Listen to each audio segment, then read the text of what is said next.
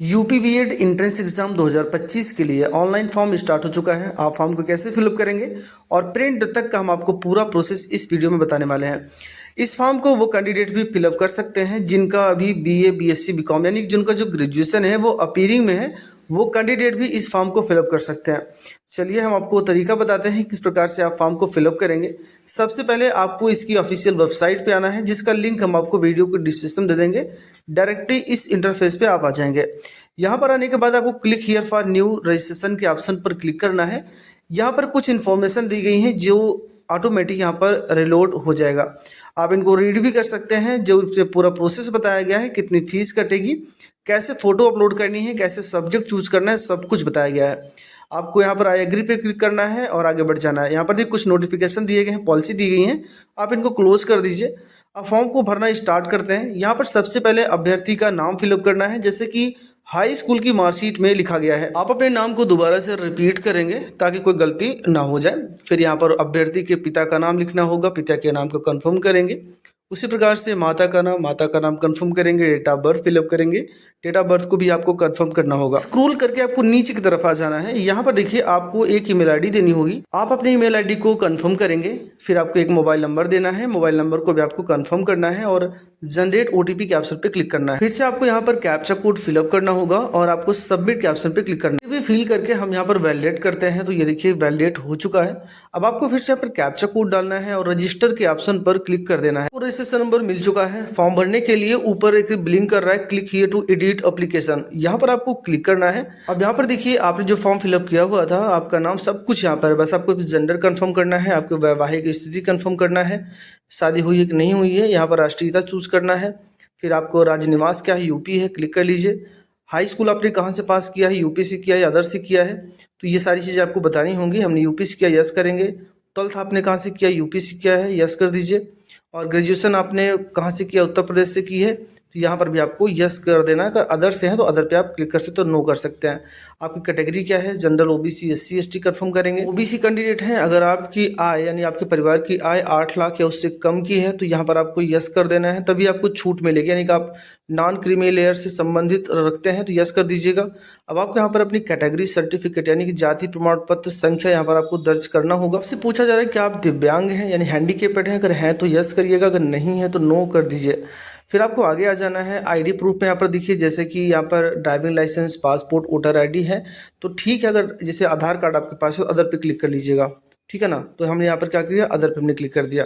तो अभी आगे चल के पूछेगा आपसे कि आपके पास जो आईडी है वो कौन सी है, तो वो दे देंगे आपको। यहाँ पर आपको एक अल्टरनेट ईमेल आईडी देनी होगी, यानी कि आपका जो मेन वाला है तो पड़ा ही है, लेकिन अल्टरनेट देना होगा जो मैंडेटरी भी है।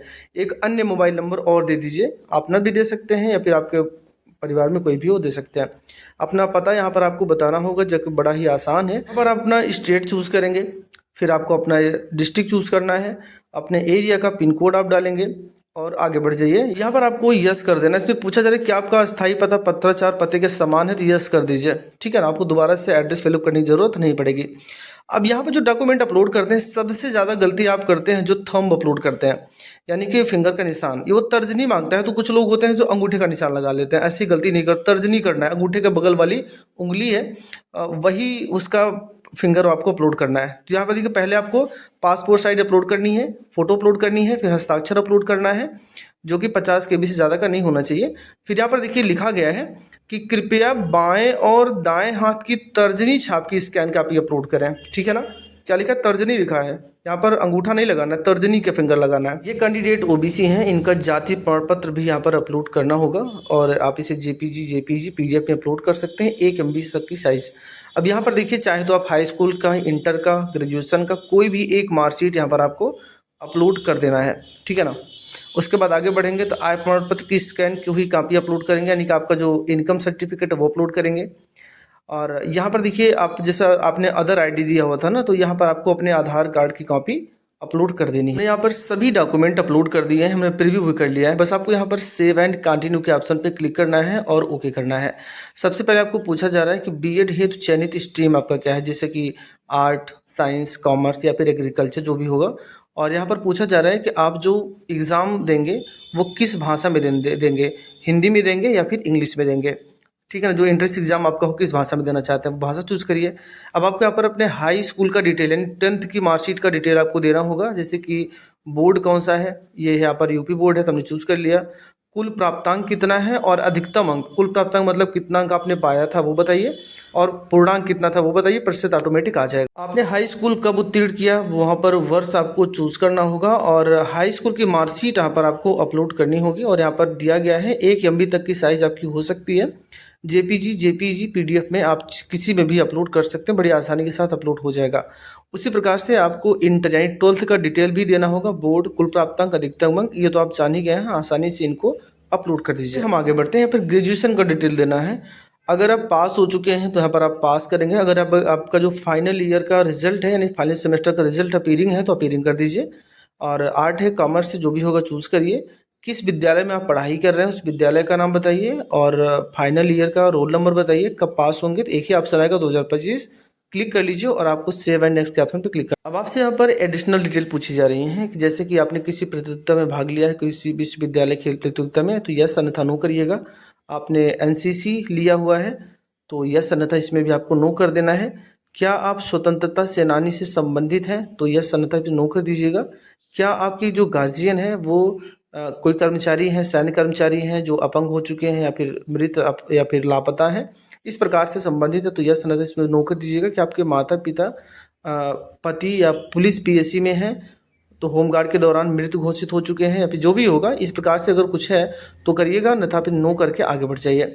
आपको यहाँ पर ओके करना है। अब आपको यहाँ पर 5 सेंटर चूज करना होगा जहाँ पर आप एग्ज़ाम सिटी लेना चाहते हैं। हालांकि अगर देखें तो जो पहला एग्ज़ाम सिटी आप देते हैं उसी में आपका एग्ज़ाम सेंटर भी मिल जाता है बड़ी आसानी के साथ, क्योंकि हर ज़िले में होता है तो वो आसानी के साथ मिल जाता है। यहाँ पर 5 सिटी एग्ज़ाम चूज कर लिया है और आपको पेमेंट करना है कुल मिलाकर 1400 रुपये का।